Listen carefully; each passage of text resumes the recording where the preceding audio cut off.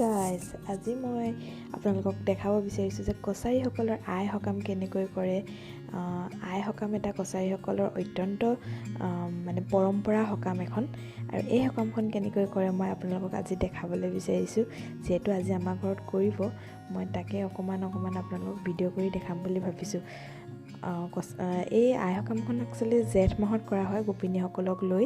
Lockdown যিহেতু ইমান বেছি গোপিনী মাতিব পৰা নাই, অকল জাষ্ট নিয়মটো বুলি আমি কৰিব লৈছোঁ, আৰু সেইখিনিকে মই আপোনালোকক আজি দেখাবলৈ বিচাৰিছোঁ।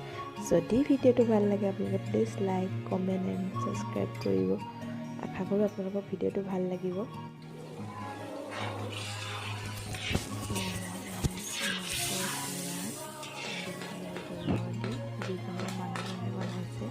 নিৰামিষ, আৰু এয়া আমাৰ মেইন বস্তু যি হ'ল মধু ৰস বুলি কয়। আই সকামত এই বস্তুটো দিবই লাগিব, এইটো এনেই আমাৰ সাজ হয়, কিন্তু মানে মধু ৰস বুলি ভাইটিয়ে খাইছে।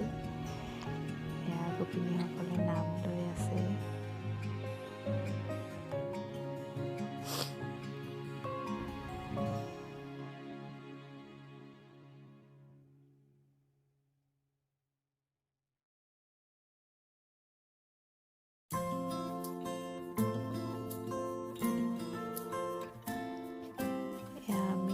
মূলৰ সেৱা লৈ আছোঁ।